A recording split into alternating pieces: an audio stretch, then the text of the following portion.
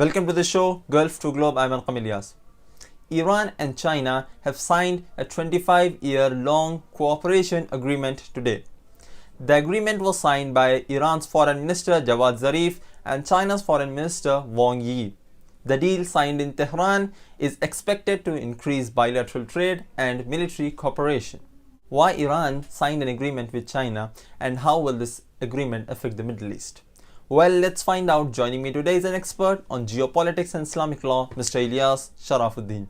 He's a da'i from India, an IT consultant by profession. He attended various TV debates on different issues on multiple news channels and delivers sermons in masajids.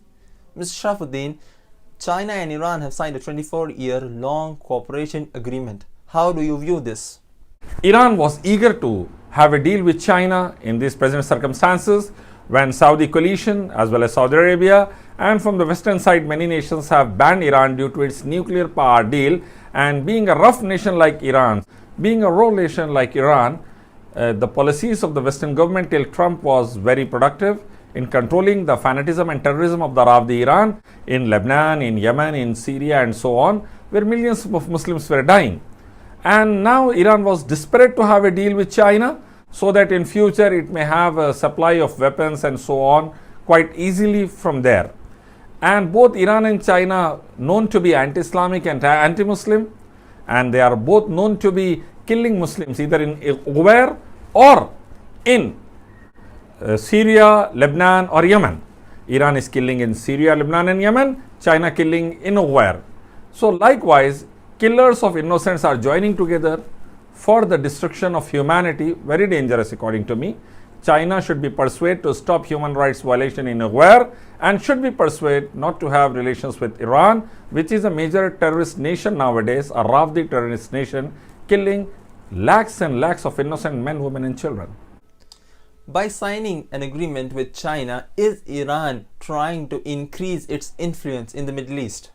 Indeed, Iran always tries to have a control over Middle East, and it always tries to influence the nations around it through fanatism, terrorism, by supplying weapons and money to the extremist organizations.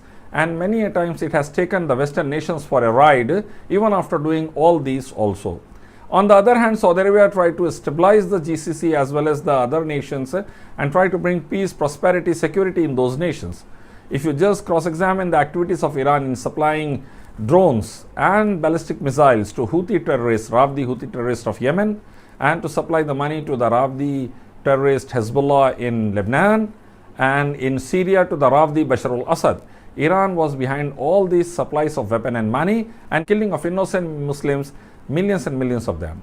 So this particular stand of Iran to have an agreement with China is, again, it is trying to influence the Middle Eastern nations through its terror and fanatic activities, and it must be checked by UN, by European and American nations, I believe.